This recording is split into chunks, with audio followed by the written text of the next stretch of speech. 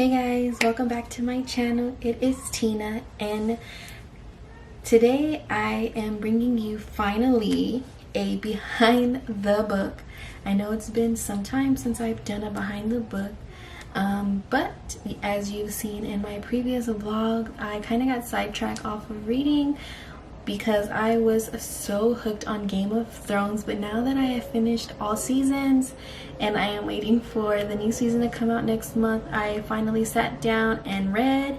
I finished my book that I was reading, which was Cinder. I finished it up, and now I'm currently on an audiobook that I haven't told you guys what I'm listening to yet, but you will find out soon enough. Sorry, I cannot talk right now. I'm trying to hurry up before my son realizes that I have left him in the living room and he comes over here and starts messing with me. So without further ado, we're gonna go ahead and jump right into this behind the book. Alright, you guys, so the book that I finally finished, and I've had this book for about a year already. I purchased this book sometime last year. Intentions of reading it, my intentions were to read it, but I never got to it. I don't know why. I guess I kind of like just put it aside and ended up picking up something else. That's usually what normally happens.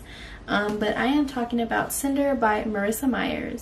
Now, let me tell you guys, when I did not know what to expect going in, I did know that this was like somewhat of a Cinderella retelling, but I was a bit confused as to, you know, how it was all gonna mesh in with that fairy tale, you know, vibe, only because of the front cover. It looks totally different. You know, you can tell there's like this robotic underneath the skin and obviously the shoe.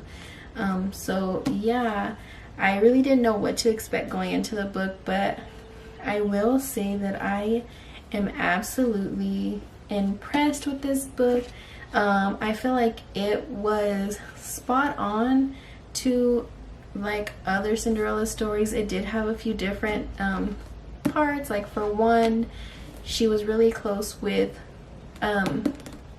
one of her stepsisters, and as all the other original Cinderella stories that we've read and we've watched out there, Cinderella is pretty much lonely, and she doesn't really have no connections with her stepmom or her stepsisters. They're all mean to her. But in this story, she's actually quite close with one of her stepsisters, but the other one, yeah, not so close. And of course her stepmother, she does not get along with. Now, this retelling is about a girl named Cinder, and she is part cyborg, part human, but she learns that later on in the book, she'll learn that she's not only part cyborg, she's also from a lunar planet, which is, I believe, on the moon. So they call them Luna people or lunar people. So she finds that out, and the whole reason why she finds that part out is because her stepsister that she is so close with, she ends up getting sick because in the book it does talk about a very bad illness or disease that's going around, and I think it's called lutimus. I don't know. Throughout the whole story, I tried to figure out how to pronounce it, so I apologize if I am saying it wrong. I will place it down below how it's spelled. So yeah, so her younger stepsister ends up getting sick with that, and her stepmom ends up pretty much like throwing her under the bus because her mom, I get where the stepmom's coming from. Like, she's scared for her daughter. Her daughter, you know, contracted this deadly disease, and you know, right now they are trying to get recruits to go and get tested so that they can find a cure, and they're specifically looking for cyborgs to go and, you know, volunteer to get tested. So what Cinder's stepmom, Audrey is her name, what she does is she pretty much like tells them that she has a cyborg living with her, and she's the legal guardian to her, and she is, you know, signing a waiver to get her put on the recruitment to be volunteer. Like, pretty much against Cinder's will. Like Cinder has no, you know, she can't say no, she doesn't want to go, she's being forced pretty much. So that right there reminded me a lot of the original Cinderella story, because, you know, Cinderella in the original pretty much gets mistreated throughout her whole story whenever her stepmother comes into her life with her 2 daughters. So, you know, I get where she feels pretty lonely and she can't say she can depend on her family. So that's pretty much what you're getting out of this book. I will say that there are some twists in the book. In this story, you don't find that Cinder has a fairy godmother. What she does is has a doctor. The doctor that actually told her that she was part lunar, he's the one that pretty much helps her and says, hey, you need to stay away from here. She meets the prince. The prince takes his android to Cinder because Cinder is a mechanic. She works at a market or whatever where she has her mechanic booth set up, and she is well known for that. So that's how she makes her money, and that's how she supports her stepmom and stepsisters, because, you know, she goes out and she fixes, you know, all the electronic devices. So that is how she comes in contact with the prince, or the emperor. His name is, I don't know if it's Kai or Kay, but I think whenever I was reading the story, I would call him Kai. I just felt like it sounded better. So it's like Prince or Emperor Kato or Kaido. I don't know. You guys can let me know down below which is which. Is it Kato or Kaido? 1 or 2? So anyways, so she ends up meeting Prince Kai, and he says, hey, can you fix this? This is my android. I need her fixed. Please, I need her fixed before the ball.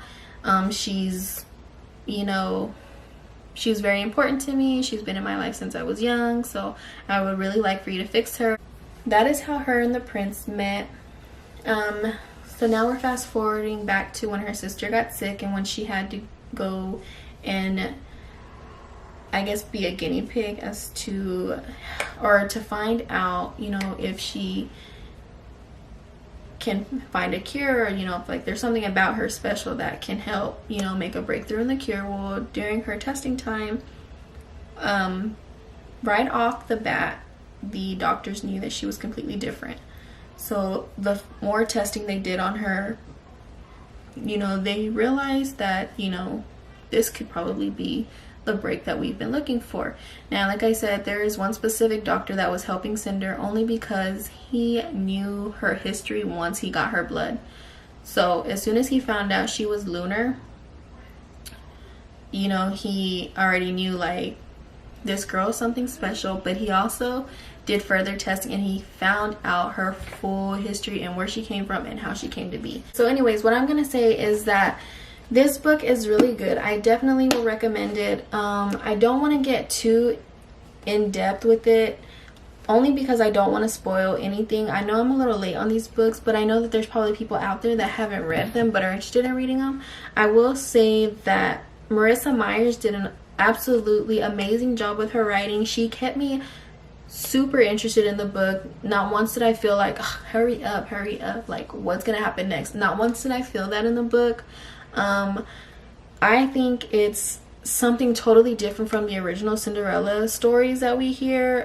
I feel like this is more of something that's more relatable in the sense, because not everything is a happily ever after like some of these fairy tale movies portray to be. Not saying that that's a bad thing, you know, everybody wants a happily ever after, but it's nice to get something a little different than a happily ever after. And I feel like there's a whole lot more about this story. I will say I'm a bit confused with the ending, only because it's like she ends up finding out that she's the princess that they think has been dead for so long. So when she finds that out, the doctor that's been helping her is like, come on, come with me, let's, you know, escape together and go live our life somewhere else until we can figure out how to get you back onto the throne and dethrone, I think it's her aunt. So yeah, I know I did a big jump from what I was talking about previously, but I feel like the more I talk about the book and going from chapter to chapter to chapter to chapter, I'm pretty much spoiling the book, and I don't want to do that. I want to give people a chance to really get into the book, read it, and love it just as much as I did. I can't say I wasn't really expecting not to like it. I was just kind of confused as to how it was going to be a retelling of Cinderella. Like I said, because of the book kind of threw me off with the whole cyborg, you know. I just didn't know how it was going to fit in. I thought it was going to be like another happily ever after, which I am all for. Like I said, nothing against it, but I am so surprised about how different this was.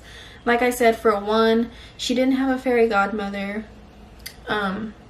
She didn't get to the ball. She did go to a ball, but she didn't go to a ball with this pretty gown or anything. She went looking completely messy, you know, just, yeah. She looked horrible. But yet, you know, she still makes it to the ball. And then she ends up finding out that she herself is a princess. Now, we all know in the original Cinderella story, she marries and becomes a princess. Cinder in this story is an actual princess already. So that's completely different too, which I am all for. I am so surprised, and I can just say that I can't wait to read the next one. The next one is Scarlet. So as soon as I get my hands on that, I can't wait to read it, and any of the other books that she has in this Lunar Chronicle series. So yeah, if I could rate this book from 1 to 5, I would definitely give this book a 4.5, only because the ending was kind of confusing for me. Like, I can't say, I feel like the next book will probably be like a pickup from where this ended and then go on to the next story. And I'm hoping that's what it is, because if it ends like this, then it's gonna stay a 4.5. So yeah, that's my only issue, was the ending. Like, the ending was kind of like, oh, she found out she was a princess at the end, you know, like, what? Like, what? I don't understand. So I'm hoping that the next book will kind of pick up where it left off on this book, and then, you know, tie into what the new book is going to be about. I'm all for that. I'm pretty sure that's what's going to happen. But I will have to update you guys on the next book when I do read it. So I'm going to stop there and say, yes, Marissa Myers, I am a fan. Thank you for writing this book, and I cannot wait to read more of your books. So thank you guys for watching. I hope you guys enjoyed this behind the book. I know I'm all over the place with it. I'm still new to trying to figure out how to explain it without telling the whole story, or without, you know what I mean? Like, I just want to give y'all my full opinion, my thoughts, a little bit about the book, and just, you know, roll with it and just give you guys my honest opinion. So anyways, I'm gonna go ahead and slow down and say thank you guys for stopping by. I hope you guys, like I said, enjoyed this behind the book, and I can't wait to keep on doing these with you. I am currently reading another book right now in audio form, so as soon as I am done with that one, which I'll probably be done by this weekend, because I am gonna be going out of town this week and I'm going back home, and that's what I'm gonna be listening to on the road, which is about 4.5 hour drive. So I'll be listening to my audio, and then I will tell you guys about that story in my next video. Stay tuned for my vlogs. I will be vlogging all weekend. So thank you guys for stopping by. If you haven't already, please subscribe. Hit that notification bell so you're notified anytime I upload. Let me know down below any books that you recommend, and I will see you guys on the next one. Bye!